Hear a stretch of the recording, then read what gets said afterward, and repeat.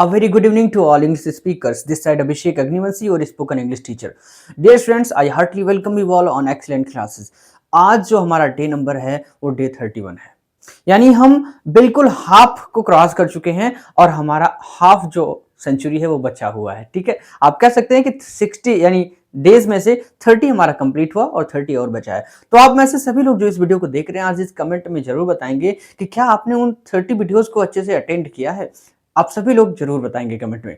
और आज हम 31st से स्टार्ट करने वाले हैं और आज की क्लास में हम समझने वाले हैं फ्यूचर परफेक्ट टेंस को, यानी फ्यूचर परफेक्ट टेंस जो कि एक इंपॉर्टेंट टेंस में से माना जाता है। यानी लगभग टेंस भी हमारा खत्म होने के कगार पर है। इसके बाद हमारा परफेक्ट कॉन्टिन्यूस बचेगा तो 3 से 4 वीडियो में वो भी खत्म हो जाएगा। तो आप सभी लोग एक बार कमेंट में बताएं कि इन लास्ट 30 डेज में आपने क्या क्या सीखा, क्या आप खुद को इम्प्रूव कर पा रहे हैं, आप इंग्लिश बोलने की प्रैक्टिस कर पा रहे हैं अच्छे से, आप लोग जरूर बताएंगे। तो माय डियर स्टूडेंट्स, आइए without getting let let's start today's class. So everyone, आइए समझते हैं फ्यूचर परफेक्ट टेंस को। बात करते हैं फ्यूचर परफेक्ट टेंस, तो इसकी हिंदी मीनिंग होती है पूर्ण भविष्यत काल। मैंने कहा है जिसका जैसा नाम उसका वैसा काम। देखो, पूर्ण मतलब कंप्लीट होना, भविष्य मतलब भविष्य में, यानी ये टेंस आपको बताता है कि कोई एक कार्य है जो भविष्य में एक निश्चित समय पर पूरा हो चुकेगा। जैसे मैं अगर कहूं मैं कल तक घर वापस आ चुकूंगा या मैं कल तक घर वापस आ चुका हूंगा, तो यहां पर क्या है, कल तक ये काम पूरा होगा। ठीक है, वह कल तक अपना कार्य पूरा कर चुकेगा। तो कल तक एक फिक्स टाइम तक उसका काम जो है कंप्लीट हो जाएगा। हाँ, फ्यूचर परफेक्ट टेंस में देखो बच्चों क्या होता है, इसमें क्या बताता है ये कि एक कार्य जो है वो एक फिक्स टाइम पर इन फ्यूचर कंप्लीट हो जाएगा। सेकंड थिंग इसमें यह है कि इसमें दो कार्यों का वर्णन भी होता है।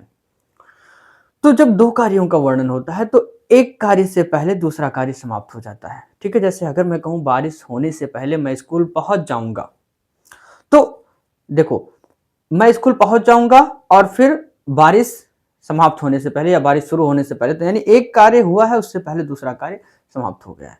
तो बच्चों आइए समझते हैं इसकी पहचान के बारे में, because we are going to translate these sentences. देखो, इस टेंस के हिंदी वाक्यों के क्रियाओं के अंत में चुका होगा, चुकी होगी, चुके होंगे, या होगा, ई होंगी, ये होंगे, अथवा बड़ा आ, बड़ी ए की मात्रा प्लस का अक्षर जुड़ा रहता था। यानी बिल्कुल प्रेजेंट, पास्ट और फ्यूचर अलग अलग है। वहां पर हा अक्षर जुड़ा रहता था, वहां था अक्षर, और फिर यहाँ पर गा अक्षर जुड़ा है। तो आई होप पहचान में कोई डाउट नहीं बचा होगा। हेल्पिंग वर्ब की बात करते हैं। इसकी दो हेल्पिंग वर्ब होती है, shall have and will have. Shall have लगता है केवल आई और वी के साथ। आई और वी के अलावा जितने भी हैं, ही, शीट, सिंगुलर हैं या प्लूरल, डजंट मैटर, सभी के साथ विल हैव लगेगा। मेन वर्ब तीनों परफेक्ट में V3 ही है, मैंने आपको पहले ही बताया था। अब देखिए, इसके दो प्रकार के सेंटेंस होते हैं बच्चे। एक तो होता है जिसमें एक कार्य का होना पाया जाता है, और दूसरे प्रकार का जो सेंटेंस होता है उसमें दो कार्यों का होना पाया जाता है। तो पहले हम सिंपल सेंटेंस को देखेंगे बनाना, फिर देखेंगे जब दो कार्यों का होना एक ही सेंटेंस में पाया जाएगा तब उसे कैसे बनाएंगे। तो आइए समझते हैं। देखिए, जो सिंपल सेंटेंस होगा आपका, उसमें सबसे पहले सब्जेक्ट लिखेंगे और फिर इस सब्जेक्ट के अकॉर्डिंग विल हैव या शैल हैव हेल्पिंग वर्ब लगाएंगे, फिर वर्ब की थर्ड फॉर्म, देन ऑब्जेक्ट। चुके होंगे पहचान हुआ। अब बना चुके होंगे, वर्ब हुआ बना। कौन बना चुके होंगे, हम। क्या बना चुके होंगे, यह चित्र या ऑब्जेक्ट हुआ। सब्जेक्ट ऑब्जेक्ट वर्ब हो चुका है। कल तक, ये तो टाइम हुआ। यहां पर तक की मीनिंग हम लिखेंगे बाई। क्या लिखेंगे, बाई। आ जाओ, हम कल तक यानी वी, तो यहां लिखो भाई बी, और वी के साथ क्या लगेगा, शैल। We shall have.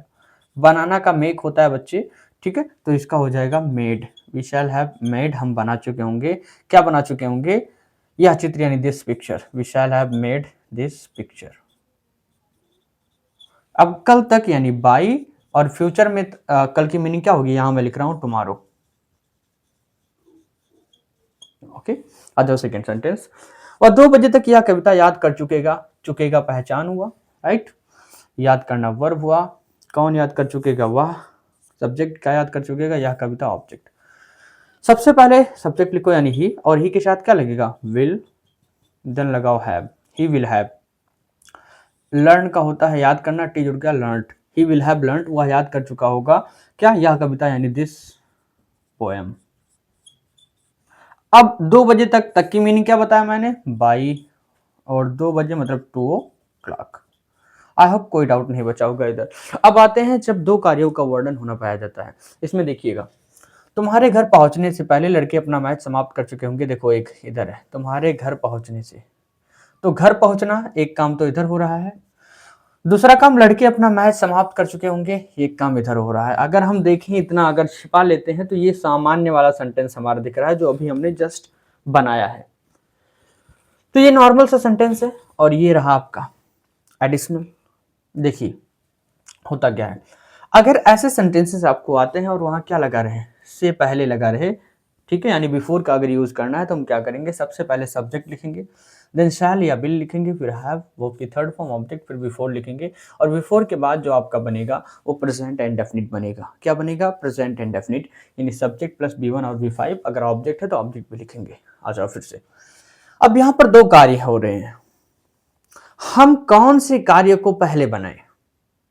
देखो, एक तो है घर पहुंचना, एक है लड़कों का मैच समाप्त करना। इससे पहले बनाए या इससे पहले बनाए, तो हम बिफोर का यूज पढ़ रहे हैं ना।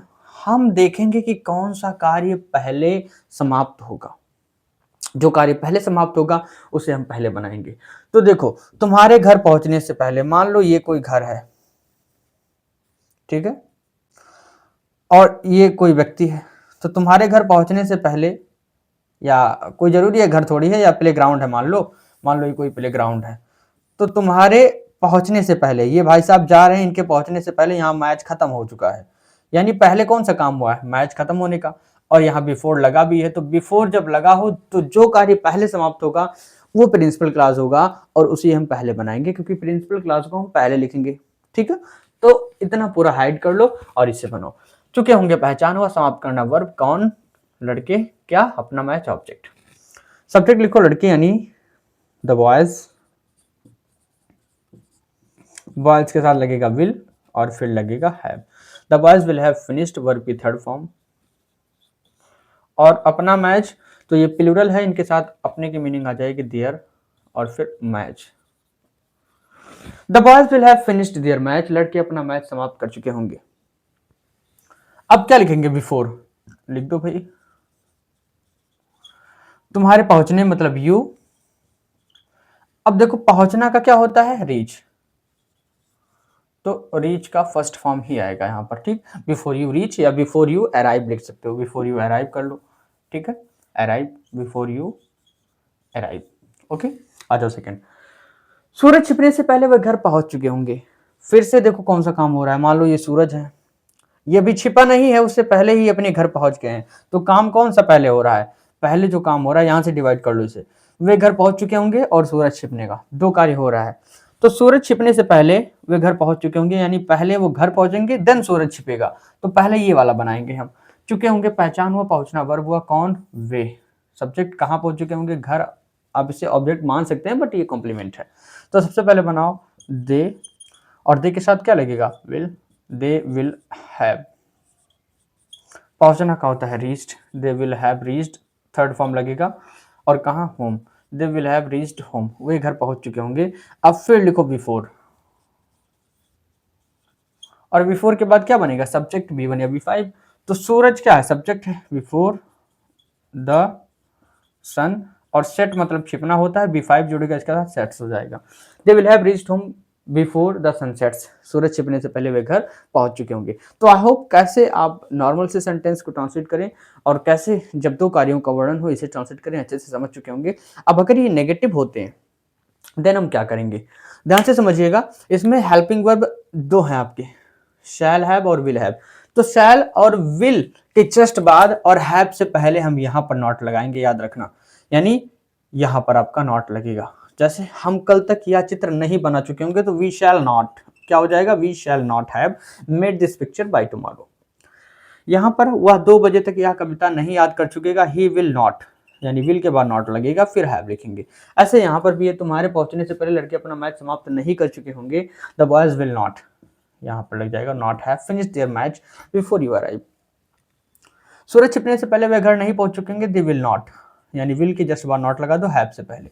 तो आई होप अगर अफर्मेटिव होता है तो कैसे आप नॉर्मल वाले सेंटेंस को बनाएंगे, और कैसे जब दो कार्य होंगे तो उसे कैसे ट्रांसलेट करेंगे, और इसका नेगेटिव कैसे बनाएंगे, आई होप अच्छे से समझ चुके होंगे। अब आइए समझते हैं इंट्रोगेटिव सेंटेंसेस को ट्रांसलेट करना।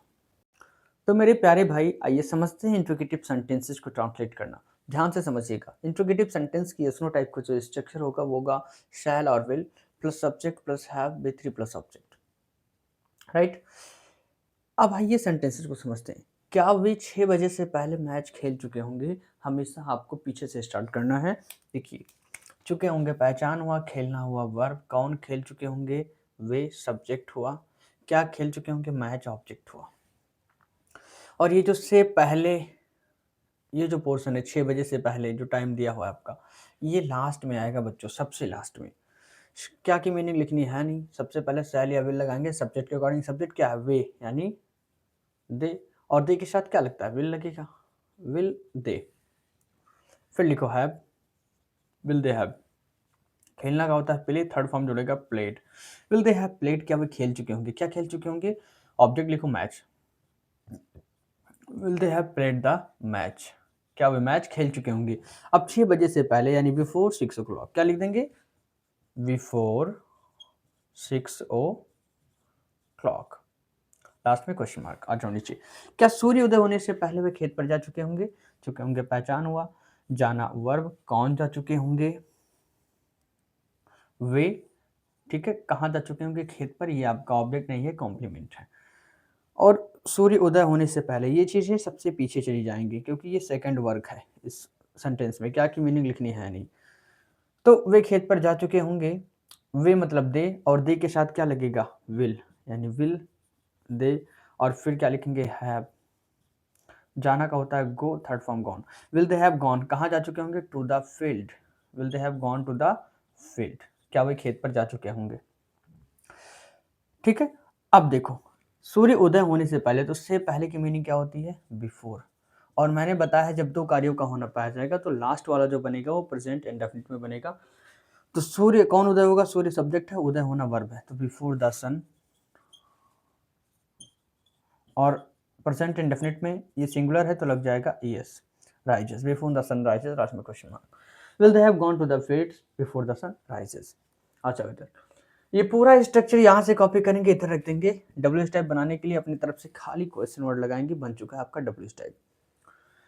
यानी क्वेश्चन वर्ड प्लस विल और shall plus subject plus have plus वी3 प्लस ऑब्जेक्ट। तुम कल तक यह प्रश्न कैसे हल कर चुके होगे? कैसे, कैसे की मीनिंग पहले लिख दो, हाउ। चुके होगे पहचान हुआ, हल करना हुआ वर्ब, कौन हल कर चुके होगे? तुम सब्जेक्ट, क्या हल कर चुके होगे? यह प्रश्न ऑब्जेक्ट। फिर शैल या विल लगाओ सब्जेक्ट के अकॉर्डिंग, सब्जेक्ट है तुम यानी यू, और यू के साथ क्या लगेगा? विल, तो हाउ विल यू।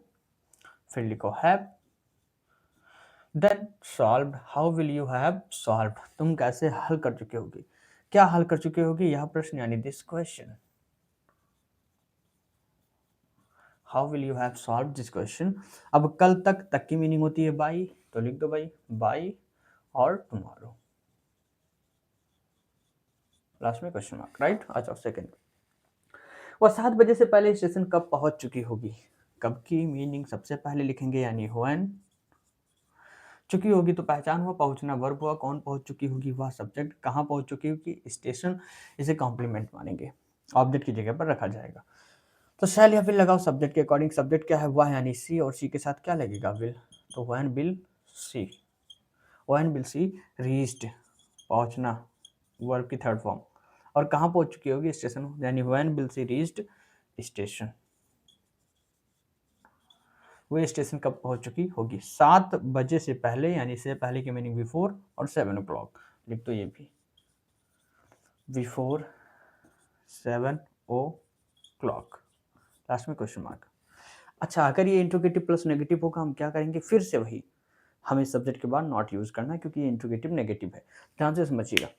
क्या वे 6 बजे से पहले मैच नहीं खेल चुके होंगे? विल दे हैव नॉट, दे है यहीं पर सब्जेक्ट, यही लिख जाएगा not. Will they have not played the match before 6 o'clock। क्या सूर्य उदय होने से पहले वे खेत पर नहीं जा चुके होंगे? Will they have, will they not have, not के बाद हैव लगेगा, ठीक है। अच्छा बेटा, तुम कल तक यह प्रश्न कैसे नहीं हल कर चुके होगे? How will you not, you के बाद क्या लग गया? नॉट। वह 7 बजे से पहले स्टेशन कब नहीं पहुंच चुकी होगी? When will not she reached station before 7 o'clock। तो माय डियर स्टूडेंट्स, अगर इंट्रोगेटिव प्लस नेगेटिव होता है तो हम सब्जेक्ट के बाद हमेशा नॉट को अप्लाई कर देंगे, हमारा इंट्रोगेटिव प्लस नेगेटिव हो जाएगा। आई होप कोई भी डाउट, कोई भी कंफ्यूजन नहीं बचा होगा। अब आइए मार्कर को रखते हैं साइड में, and we are going to speak few sentences of future perfect tense. So get ready to speak with me. चलिए शुरुआत करते हैं। वो कल तक एक पत्र लिख चुका होगा। He will have written a letter by tomorrow. He will have written a letter by tomorrow. Radha कल तक एक गीत याद कर चुकी होगी। Learned Radha will have learned a song by tomorrow. कल तक याद कर चुकी होगी।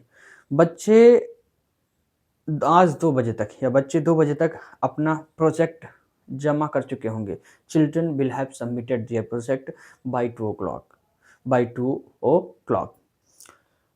कल शाम तक बारिश हो चुकी होगी। It will have rained. It will have rained by tomorrow evening. By tomorrow evening. ऐसे ही माली फूलों को तोड़ चुका होगा। Gardener will have plucked the flowers. माली फूलों को नहीं तोड़ चुका होगा। Gardener will not have plucked the flowers. क्या माली फूलों को तोड़ चुका होगा? Will the gardener have plucked the flowers. माली फूलों को कैसे तोड़ चुका होगा? How will the gardener have plucked the flowers. तुम्हारा भाई नदी में नहा चुका होगा। Your brother will have bathed in the river. तुम्हारा भाई नदी में नहीं रह चुका होगा। Your brother will not have bath in the river. पिताजी अखबार पढ़ चुके होंगे। Father will have read the newspaper. पिताजी अखबार नहीं पढ़ चुके होंगे। Father will not have read the newspaper. तुम्हारी दोस्त तुम्हारे घर पहुंच चुकी होगी। Your friend will have reached at your home. Your friend will have reached at your home. अध्यापक अंग्रेजी पढ़ा चुके होंगे। The teacher will have taught English. अध्यापक अंग्रेजी नहीं पढ़ा चुके होंगे। The teacher will not have taught English. बच्चे आपस में झगड़ा कर चुके होंगे। Children will have fought with each other. बच्चे आपस में झगड़ा नहीं कर चुके होंगे। Children will not have fought with each other.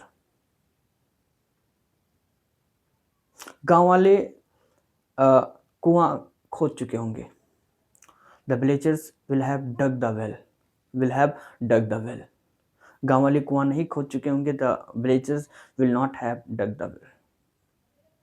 So my dear students, ये था फ्यूचर परफेक्ट टेंस। इसमें हम लोगों ने जाना फ्यूचर परफेक्ट टेंस होता क्या है, ये काम क्या बताता है, आपको क्या प्रकट करता है, हेल्पिंग वर्ब समझा, मेन वर्ब समझा, अफर्मेटिव, नेगेटिव और इंट्रोगेटिव केसनो टाइप और डब्ल्यूएच टाइप के स्ट्रक्चर्स को समझा, सेंटेंसेस को ट्रांसलेट करना सीखा, सब्जेक्ट ऑब्जेक्ट कैसे खोजते हैं, सारी चीज़ें हम समझ चुके हैं। इसके अलावा भी if you have any doubt you can write in the comment box, I will give you the reply, right.